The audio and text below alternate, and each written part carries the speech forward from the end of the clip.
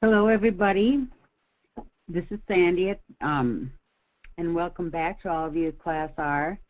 I have worked at Praxis for several years, and I am recently retired, so it's nice to be back with everybody. And today we're going to be exploring what to do after you've identified an institutional gap or problematic response. What else might we want to know, and how can we go about learning it? How can we find out what would solve the problem? And we're happy to have Rose Peeling with us to guide us with our exploration in these strategy sessions.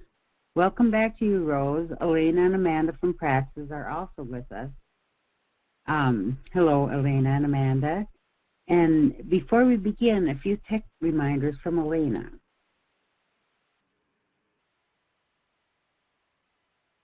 Elena? Yep, I'm here. So, welcome back to all of you in Class R. You're basically pros at this webinar thing now, but a few reminders.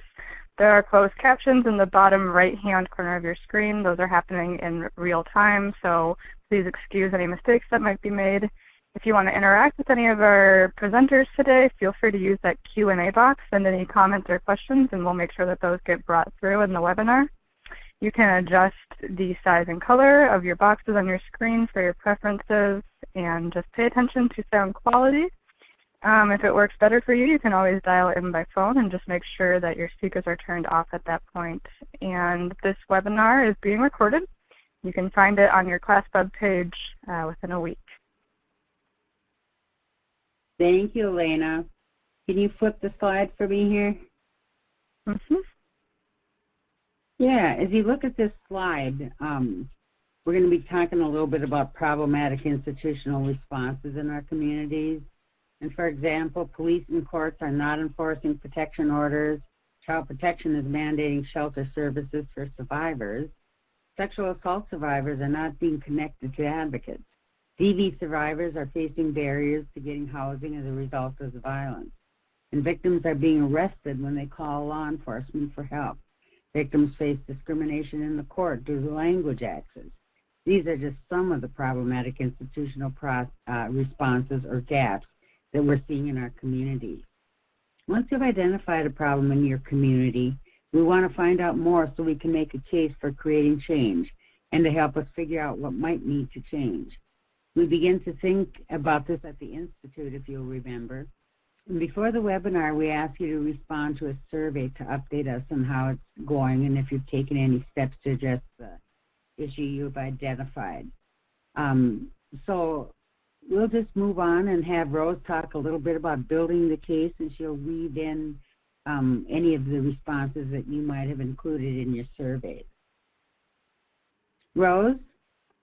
Hey, hi, how are you doing, Sandy? It's good to be on today, and thanks everybody for joining us. I mean, this is, when we talk about institutional advocacy, this is what you might call the preliminaries, the homework, you know, how to build your case to get people's attention that it's a problem and that it's worth taking up and doing something about. And, you know, so obviously when you think about who is effective, there's going to be the victim and the survivor. It should be enough, you know, to say and to be able to get somebody's attention with the fact that there's an injustice that's occurring, or, you know, they aren't getting the response that actually protects them, but rather may put them at greater risk. So, you know, so what we always talk about is expanding the attention to who is affected. And of course, when we talk about domestic violence and sexual violence, we're talking about the children. We may even be talking about the batterers. I've used that to get some support from law enforcement, let's say, that, you know, when they don't respond with, you know, with some consequences for the crime, that in fact they're not helping that batterer, you know, even if they were a friend of the person who is the batterer, that the violence will continue. That one of the things we know is that the best way to intervene on domestic violence is to get the attention of the person who is the perpetrator and hold them accountable. That's not to throw the book away or to feed the the prison industrial complex or contribute to mass incarceration, but it is to mete out justice in those cases where a crime has been committed. We also talk about that living in a community, of course, the community itself is impacted when there's an injustice. If you're not doing the right thing to respond to domestic violence, it will continue, and sexual assault. It will continue. It impacts the whole community. I mean, Native Americans always knew that. They knew that everybody in the community is impacted when violence occurs to one of them.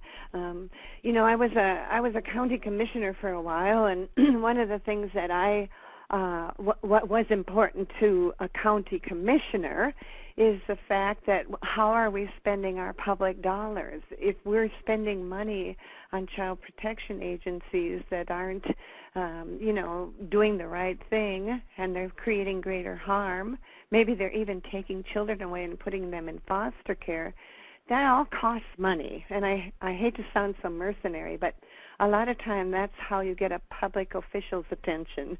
Are our public dollars being spent wisely? When law enforcement goes back again and again and again and doesn't do the right thing, that's a waste of public dollars.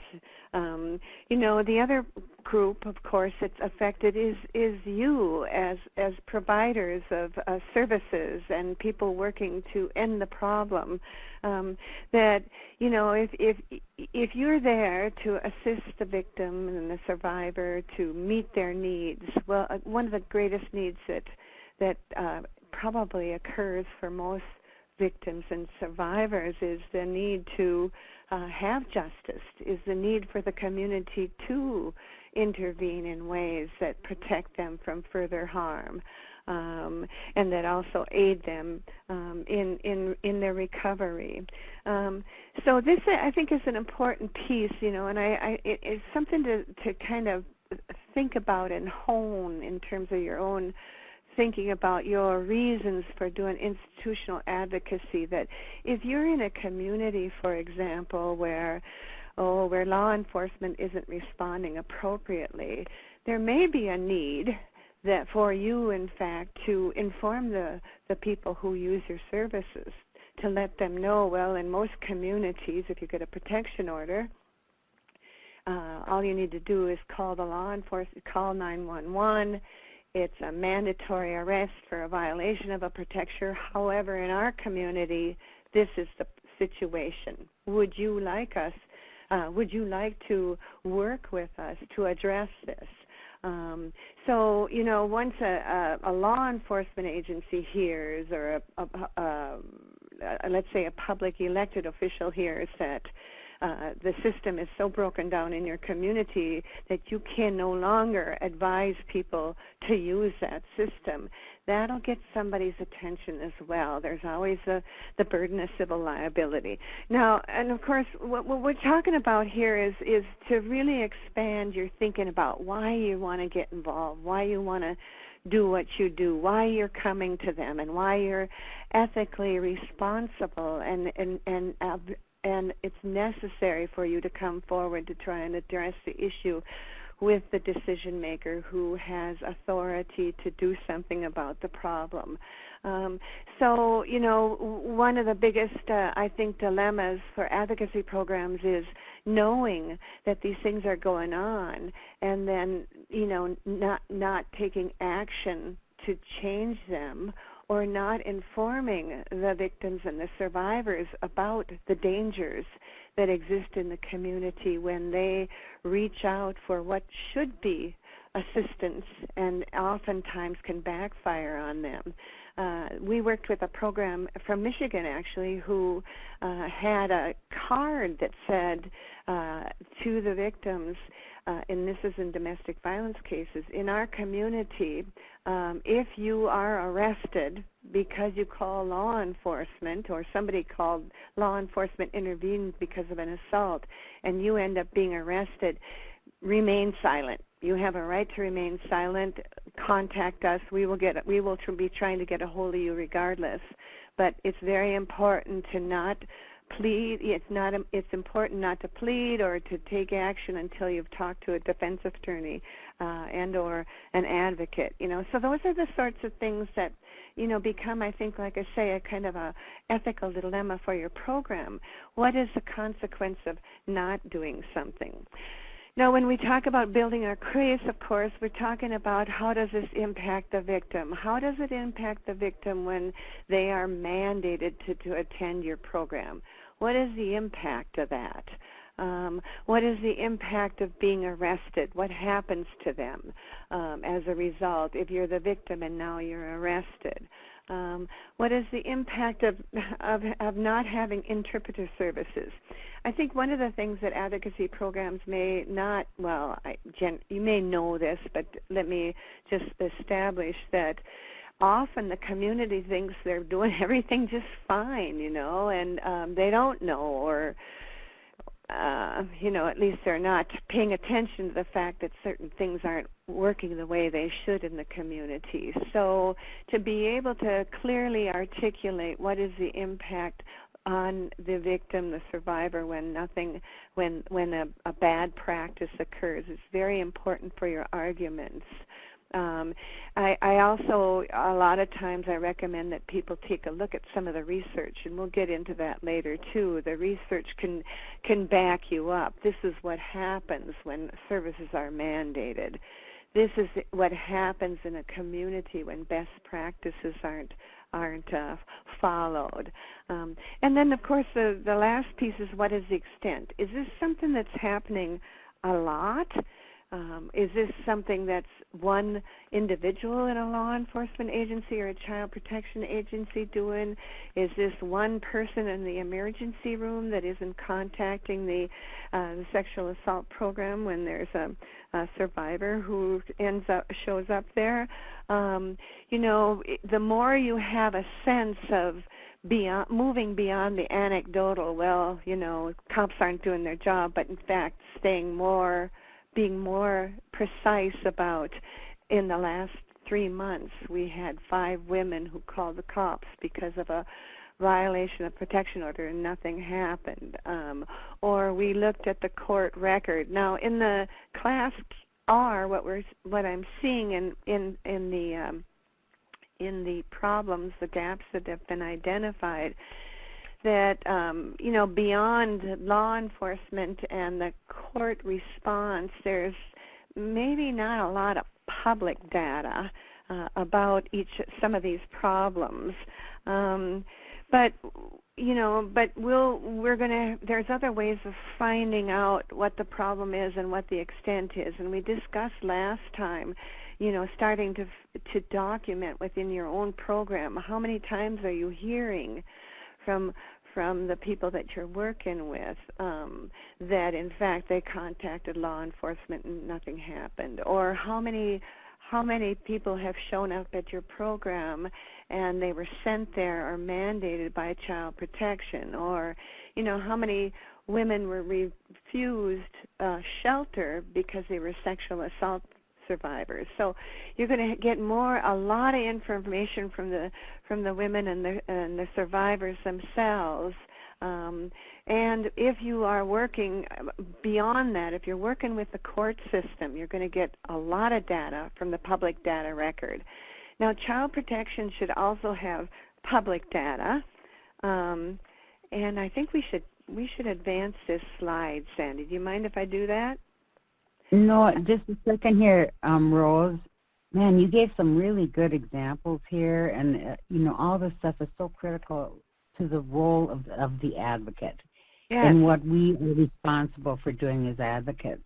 And these responses from institutions can be so harmful and might affect survivors in many different ways, depending on their life circumstances. Right.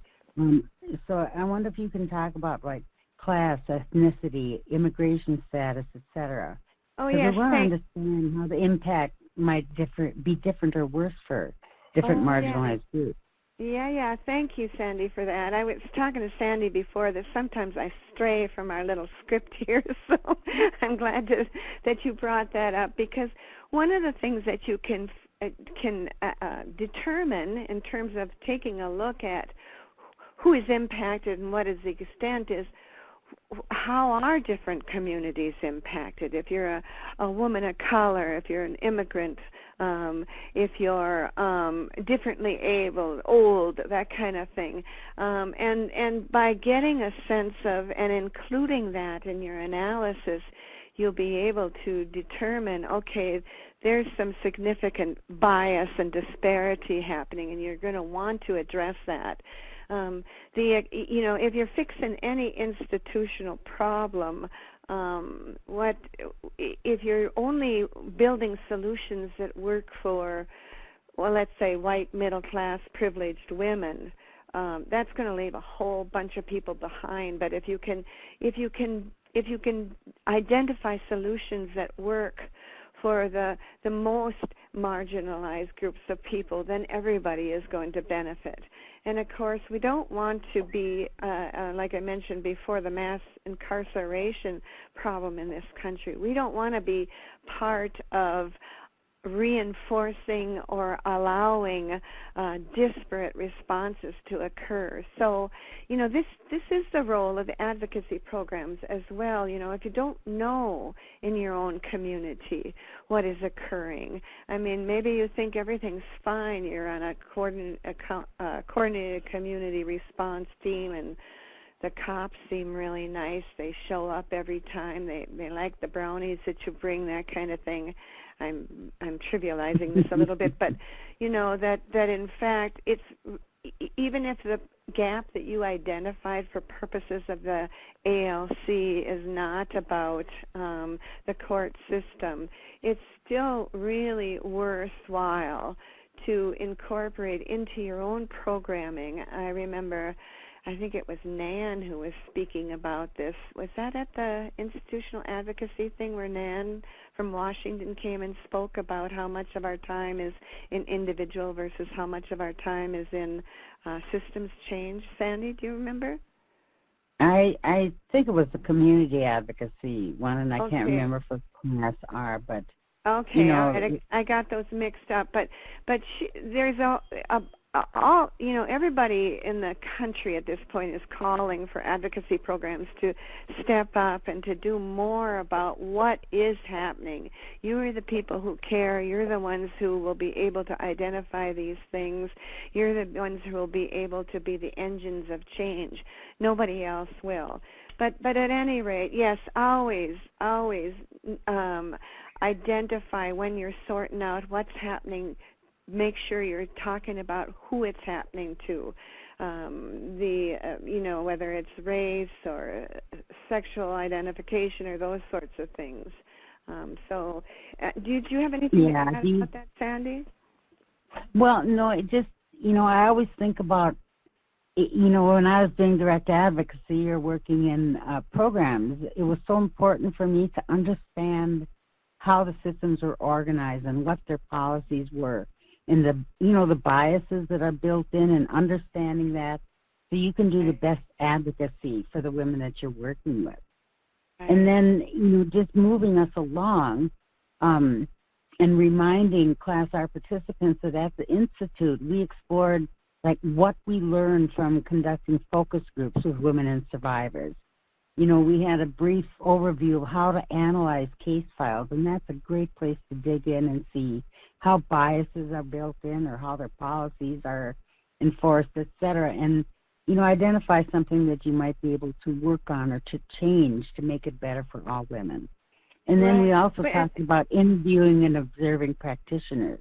Right, and we'll be going into some of that next in the next strategy session too. Is okay, once you know where the problem is, or what could you do in terms of taking a look at policy, protocol, procedures, etc., to put in there a solution to change what organizes the practitioners to behave in a particular way. So looking at public data again, I mean, even if the problem that you identified isn't going to be found necessarily, or you don't have access, it's not in the public data. If you're a public institution, you should be keeping data. So, for example, Child Protection System, they should know how many cases they get. They should know how many they screen in for services. They should know how many they, reject. They should have a bunch of data, but it's interesting because when I was doing this project in Wright County, they knew the number of cases they had, but they didn't ask and didn't identify or sort by how many were domestic violence victims. So you won't always be able to get the public data you're after, but if you do something to insert yourself early on in the response of that particular agency, you'll be able to start tracking that yourself. Now, and I'll get to that in a bit because I'm going to be talking about advocacy-initiated response. A few people identified that you had issues with law enforcement.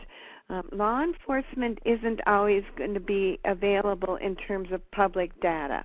That might be something that you have to go and negotiate with them. We'd like to know how many arrests and how many non-arrests there were. That can be a more difficult ask than just going to them and asking if you can be contacted every time there's a domestic violence or a sexual assault incident. But we'll get to that. I'm ahead of myself. But I think that, Sandy, you're right on with the getting to the women and the survivors about their experience, the focus groups. Mm-hmm. And last session we talked about just, anytime you hear an anecdote from a woman, to document that, to think of yourself as a human rights worker in a war zone so that you're not just hearing the horror stories and being cued that you should, provide support and help that person overcome that particular injustice they'd experienced, but rather to document it, to always know that we're going to be moving forward to do something about this. It's our mandate. So to be able to take a look at some of these things in a way that will be useful to you as you move forward. So these are the three various broad categories of where you can get more information. State, tribal, and national resources are a third one. So as we move forward to the next slide, we'll talk a little more on some of these. Although I think we could, Learning for Survivors is where we should go. That's the one. And Sandy, you covered some of that. Focus groups. I mentioned the response concerns procedures. Interviewing women and survivors in the various configurations where you gather with them. If you have support groups, to ask them there. When women come into your agency to do whatever, to be able to talk to them. What's your experience with the community? Where have you gone for help? Was it helpful? And if you hear, oh well, no, I'll never go there again, I wouldn't encourage anybody to go there, to make sure that you again are documenting that. That's the gold. The more you know about the experiences of the people who are most impacted by the problem, the better. And I can't overemphasize that the community may think everything is just hunky-dory and that they are taking care of the problem because they support the local sexual assault program or they support the domestic abuse program and they have a coordinated community response in the community. The only ones who are really going to know if it's making a difference are the people who are most impacted themselves, of course, the sexual assault survivors and the domestic violence victims. And the next people who are going to know the most about that are you, because you're asking. and you're documenting. So you are really the link between what they're experiencing and the changes that you want to make in the community. And so, I don't know. I think one of the things that we know about working anywhere for justice is that there's a part of it that where we ourselves have to stay awake. We have to stay awake to, is it getting better? I've worked with so many coordinated community response teams where they were like, oh no, we're really doing a good job. Everybody comes to the meetings. And yet there were no changes happening in the community. In the one case we had a CCR that after 5 years had developed a nice brochure for women's bathrooms. Well, that wasn't what needed to change. At the same time, they weren't arresting perpetrators, and in fact, they were starting to arrest victims. So it's easy, you can be seduced or lulled into some sort of complacency where things are fine. We got, we're meeting our budget. We got guys walk a mile in our shoes. I don't know who wears those shoes, but that's a whole nother webinar. So to be able to stay awake, stay alert, find out what's going on, document it, work with them to work with you and work with the community to make a difference. Rose? Yeah. Oh, well, the other thing, as you're talking, is when we're centering and connecting with the survivors and getting their input on the impact of institutional responses, it helps us as advocates both anticipate and prevent those unintended consequences. Right. We've over the years we've seen so many things happen. We think we're on the right track, we're doing the right thing, and then bam, there's those unintended consequences that have a huge negative impact on the survivors. Yes. So, and the solution for one group, if you have a focus with, like you say, all white middle class, survivors versus a group of immigrant women, the impact is going to be different. So it's so important, to keep them centered and to keep learning more and more from the community that you're working with, the community of women. Yeah, I'm glad you brought that up because I was just, I heard recently about the detention centers at the border where there's so much sexual violence going on. Well, where are we, and are we connecting with those programs in the community or in the nation that are doing something about that particular problem? I mean, the impact, of course, that the current administration has just implemented or recently implemented, whereby if you're a domestic violence victim, you can no longer get asylum in the U.S. I mean, that's a huge change. It's just a huge problem. It's in fact, sometimes it may seem like it's too big a problem, so it's just easier to stay in your little four walls and work on, I don't know, giving women affirmations or something. I mean, I don't mean to insult anybody. I know it's you do more than that, right? But I think that what we really, in talking to the survivors themselves, we not only find out what's going on when they contact other programs, but what's their experience of coming to our programs? What do they need from us? I mean, we all say we're victim-centered, but what do they need? I know so many programs where they provide parenting groups. Well, I've just never, ever got a emergency call from a woman who was being beaten up who said, God, I really need a parenting program. I mean, a lot of times what's the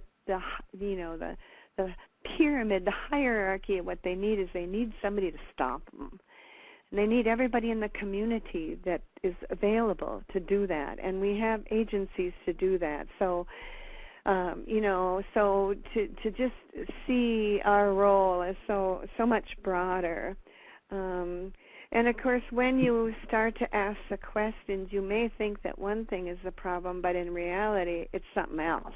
You know, maybe you're working on child protection issues, and they're requiring or mandating victims of domestic violence to come to your domestic violence advocacy program, and you realize that the problem is that law enforcement is arresting a lot of these people, so they're immediately, and then sending the reports over to child protection, and they shouldn't have been arrested, but bam, all of a sudden now they're identified as perpetrators of domestic violence.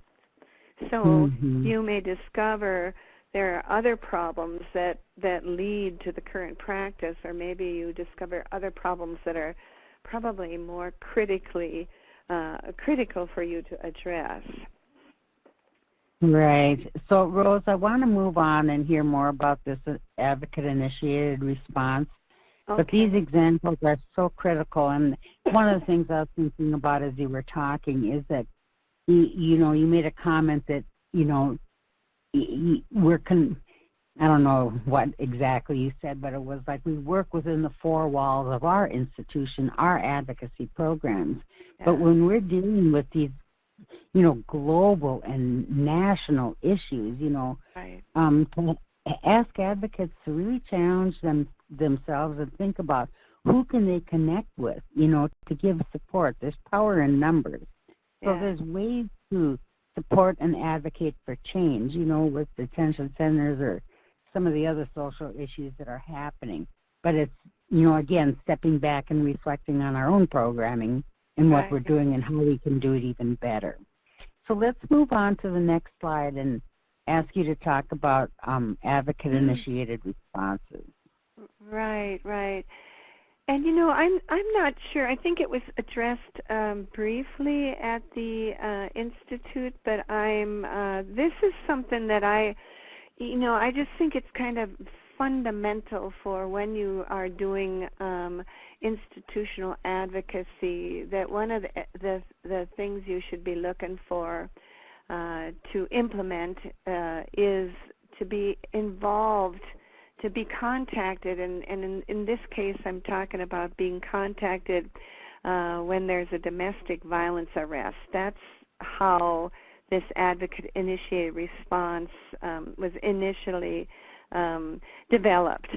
And beyond when there's an arrest, when there's any kind of law enforcement intervention. I mean, if we know the serious impacts that can occur to somebody when they get involved with law enforcement and the court systems, it's very important for us to be there to provide information and to be able to assist that individual victim. So we're assisting not only the individual, however, we're also right there at ground zero and able to identify what's the problem here.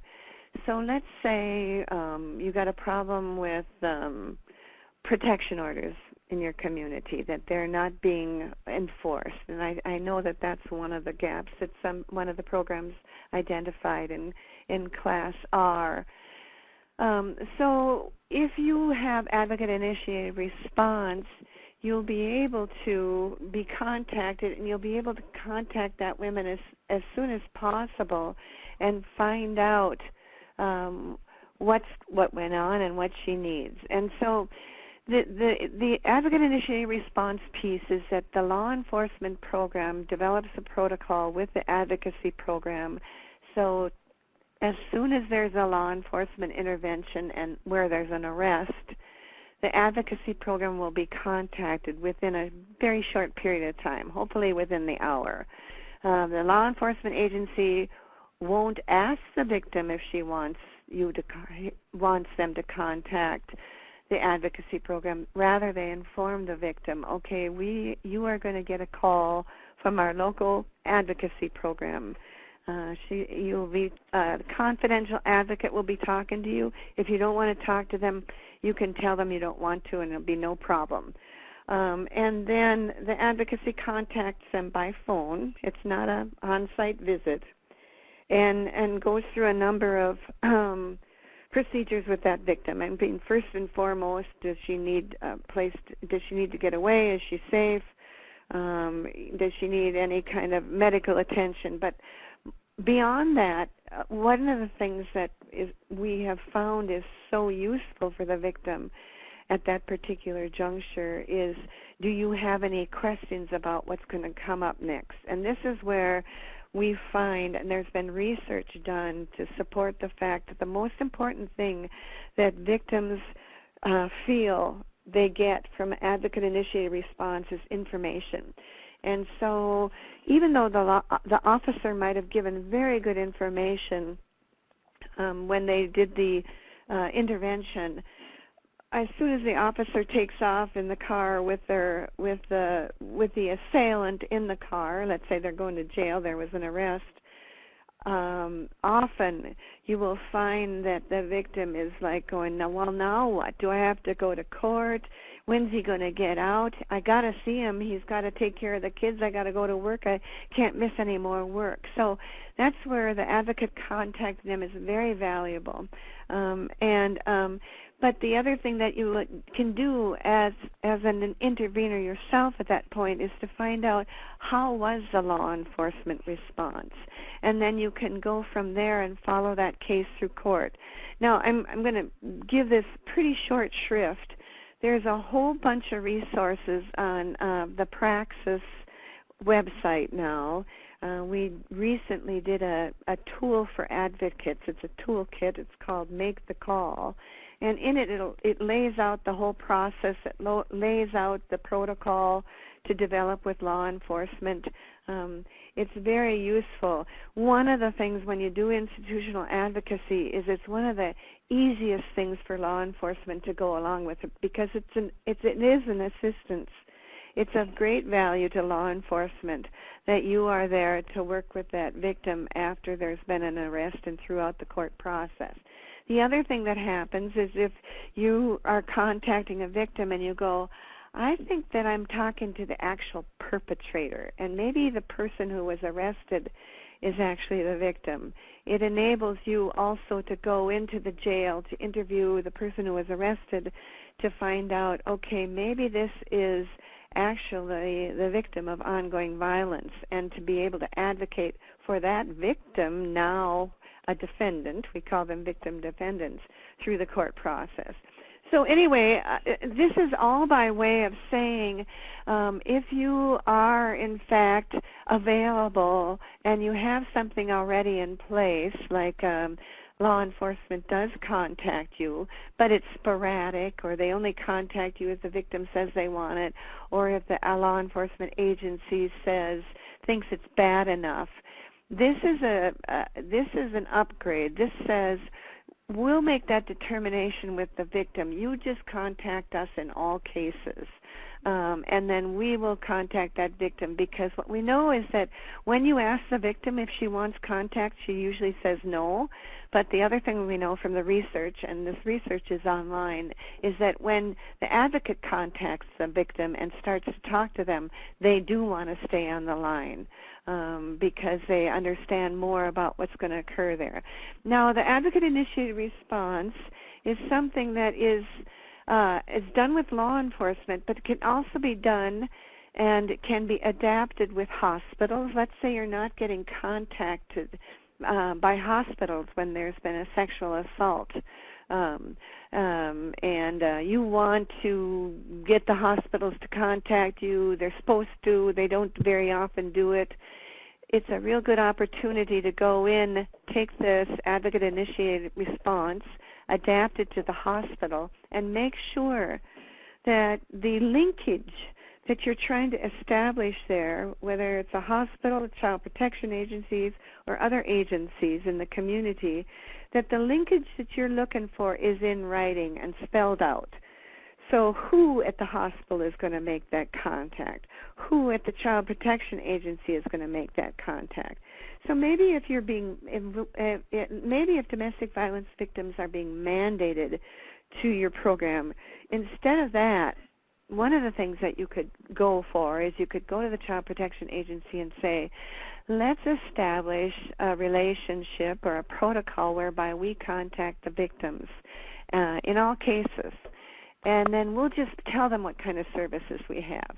But at the same time that you're doing that, when you're informing anybody about the services you're having, you're also finding out what's happening to them as a result of their interaction and their involvement with that particular agency.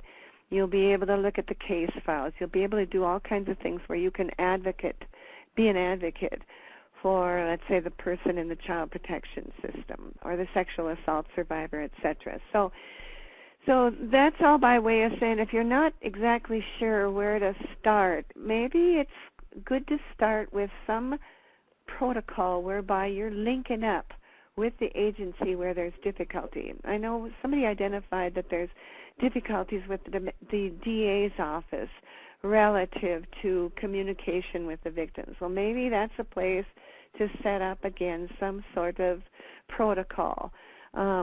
If you are a part of a coordinated community response and your coordinated community response doesn't have this in place, it can be something that is an easy ask.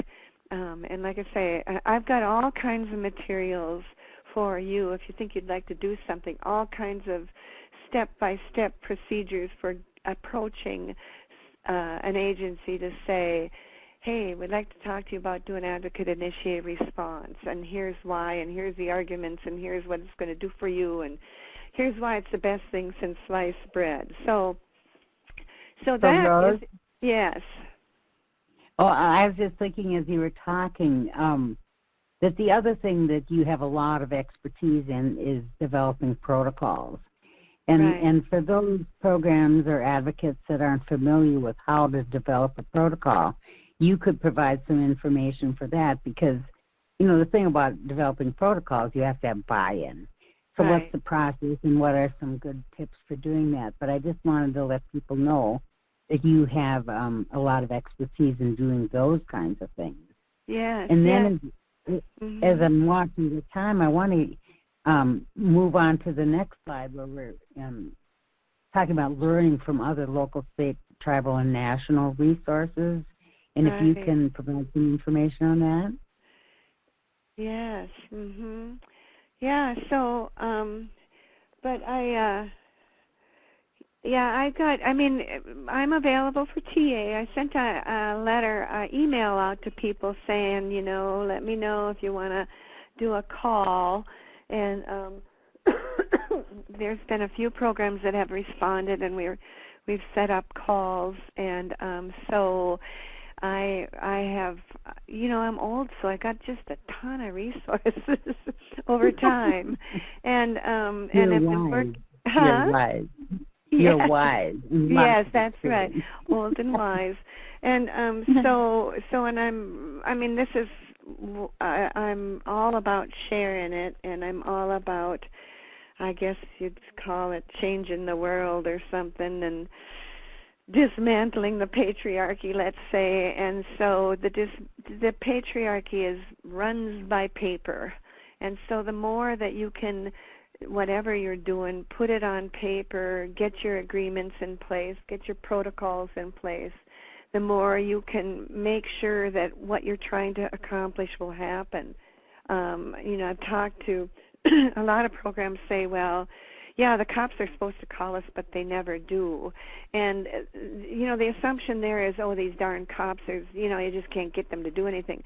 But really the problem is the advocacy program at that point, because that's your cue to go in and say, we just want to get you on board with contacting us after there's been a law enforcement intervention because of X, Y, and Z. You make your arguments, and we've got them, and here's how it's going to make a difference for you. And what we know is that when there is a contact, we have better court outcomes. Recidivism goes down.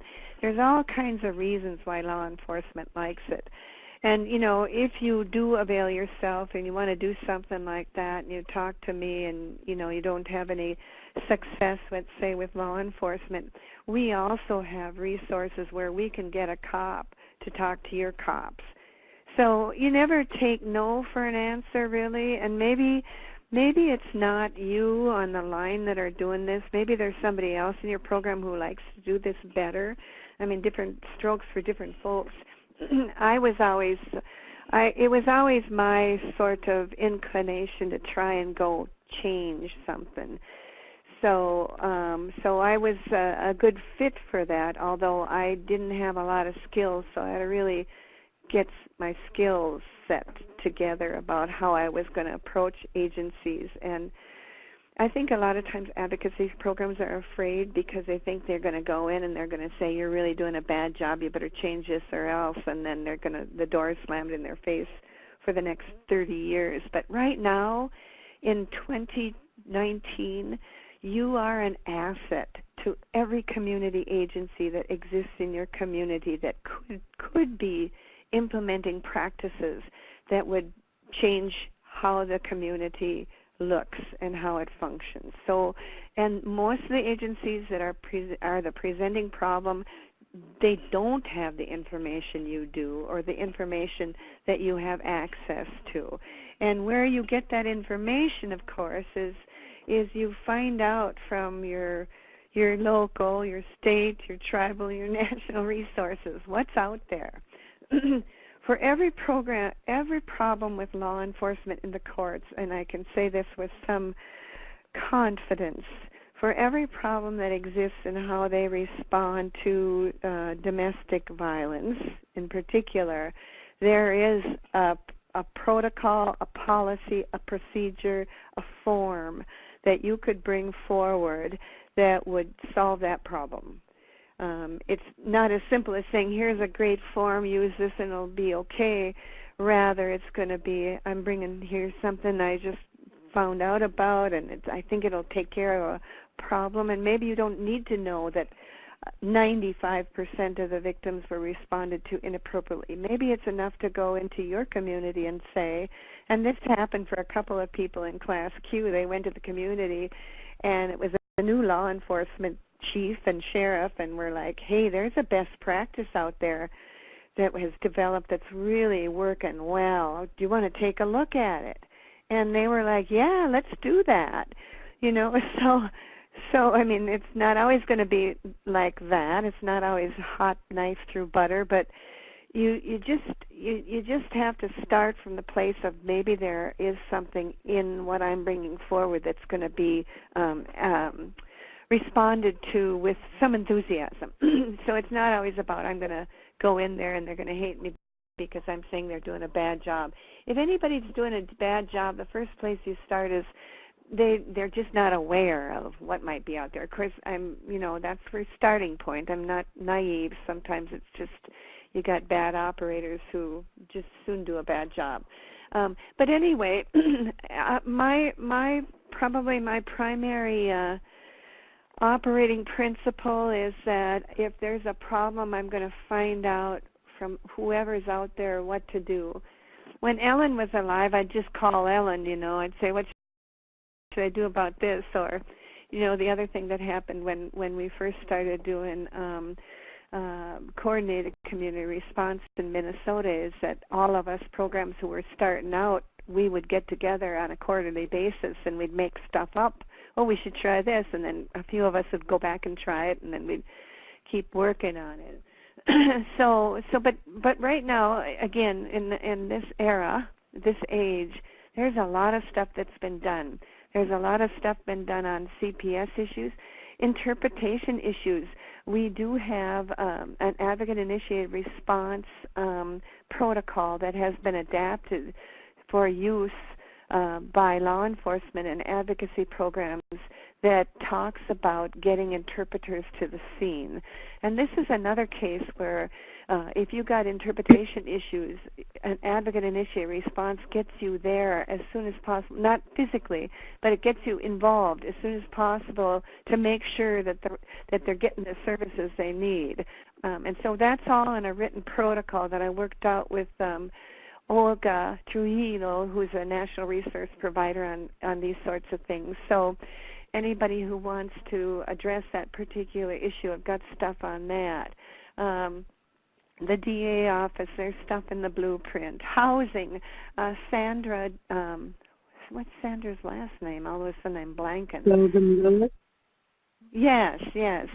She did some stuff on housing in Michigan that was brilliant. So, hospital protocols again. So there's stuff out there. I always figure, why start from scratch if something's been done? And any of the protocols that we know that exist out there have been vetted against and across the various diverse communities to make sure that they don't deleteriously affect somebody at the same time. Maybe they're helping a few here, right?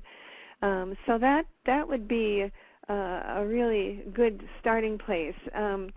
Now, of course, Praxis is a national organization that's whole gestalt is about helping advocacy programs to organize, to change practices so that we end violence against domestic and sexual violence. There's a lot of research out there. Yes? Oh, I was just going to say, and not just physical and sexual violence, but oppression as a whole. I mean, our whole, foundational belief is that we have to end all forms of oppression in order to end violence against women and children.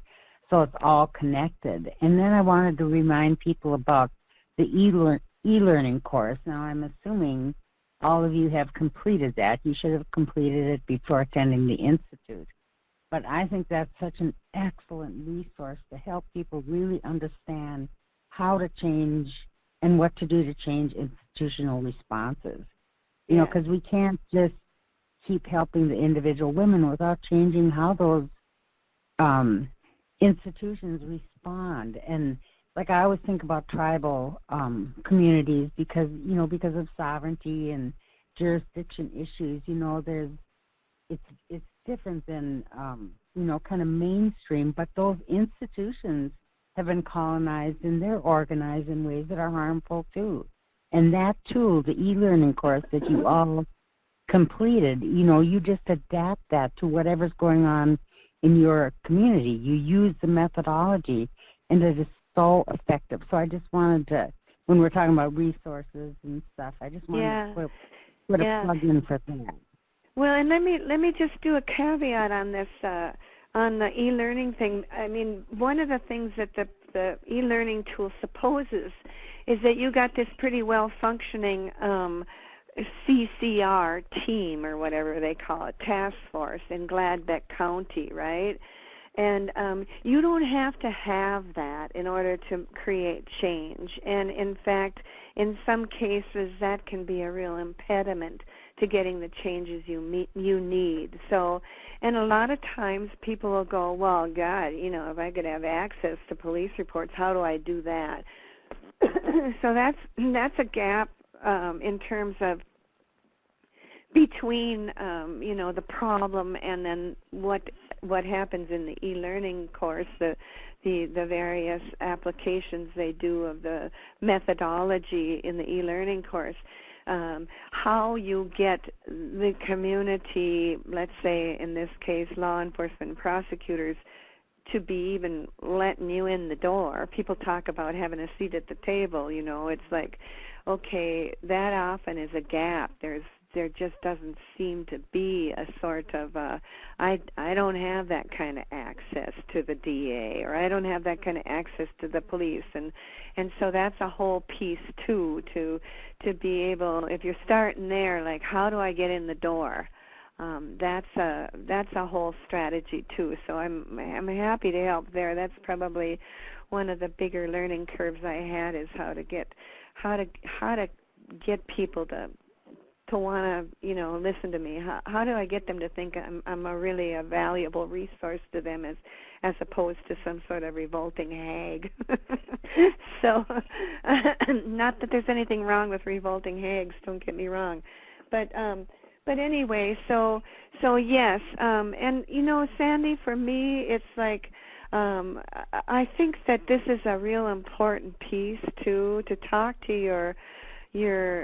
local coalition, your state coalition.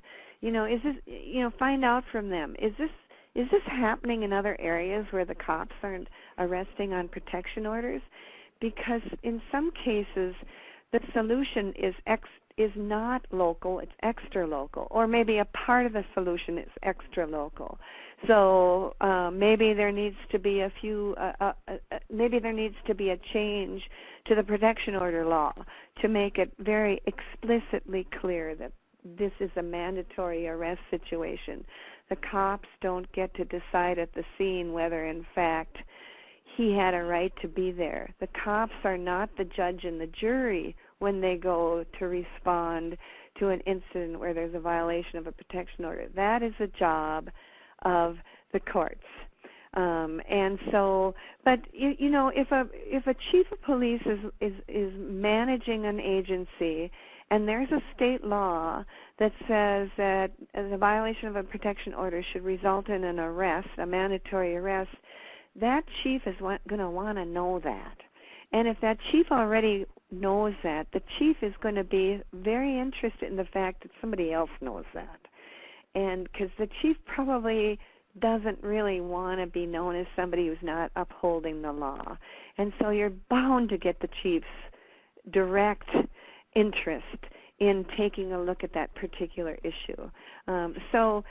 So anyway, but finding out from your coalition, is it happening elsewhere? Where else is it happening? Maybe the coalition could do something to take a look at maybe 5 programs in 5 communities to see what is happening, to get the data, to be able to, go for something legislatively. I always think that one of my goals, I guess you'd say, maybe it won't be realized, maybe it will be, but is that we should start attaching funding for law enforcement agencies to outcomes. What are they doing with domestic violence? What are they doing with violations of protection orders? How much bias do we see operating in how they respond? If you're a man of color, you're going to get the book thrown at you, and if you're a white guy, nothing happens. So, that right now, it becomes a big task, I think, for a lot of advocacy programs to be able to start to, develop these relationships, go in there, get the protocols in place, track and monitor what they're doing, and try and, just get the community to provide the support for making the change, the community and the agency. I think that we shouldn't be giving out any domestic violence grants to a law enforcement agency that hasn't demonstrated that they've got best practices in place. They're doing risk assessments. They're gathering history. They got report writing guidelines. There should be some measures. So maybe that's something where if you're a coalition or you're working with a coalition, maybe you say, let's do something here. I've heard from our neighboring advocacy program, they got the same problem. We got this problem all over the state. We can't let it happen. I mean, lives are at stake, that kind of thing. So anyway, start with the coalition, start with your neighboring programs, call us, look at the various research out there. I've got a whole compilation of research. It's Andrew Klein. You can look that up online too, and he's got all the research on what works in the criminal court system. Now that's related to domestic violence. Of course, the SVJI has all the kinds of information that may be necessary as well. So we didn't identify no programs really identified any gaps in terms of the court response to sexual violence. That's why I'm focusing a lot on domestic violence, although I'm sure it exists out there. The sexual violence programs identify the problem with, hospital responses and their linkage with the sexual violence advocacy programs. So anyway, and we've got information on that too. So I guess we're getting close here, aren't we, Sandy? We're getting very close, and I just want to kind of stop us now and thank you for, I know you just have so much knowledge and so many things you want to share because you're so committed to creating long-term change and really making a difference for the victims and survivors. You know, for years, advocates around the country have worked to stop just putting Band-Aids on, but making that long-term systems change. And you have so much knowledge around that. And I just want to remind participants of the technical assistance on institutional advocacy that we provide. Let me see, look at this next slide here. Good grief, I lost it. Oh. The slide that says contact us, there you go. Yeah. So if you need or want technical assistance, contact us at Advocacy at Praxis. And then let me just say, Sandy, too, that I did send out an email, and so look back into your emails, and if you got something from Rose Thielen, that's me directly contacting you to set up a time if you want to avail yourself of that. And generally it's just like an hour conversation, and then I can get you resources, or you can pick my brain or tell me what you've done, and we can tailor it to your specifics. So Rose Thielen at frontiernet.net is where it would come from. And I'll probably send out a reminder for the rest of you, for people too, I know y'all get busy, and look in your junk too. Yep. And I just want to thank everybody for calling in today. Amanda, I should have introduced you more formally at the beginning. People, please welcome Amanda to the staff at Praxis.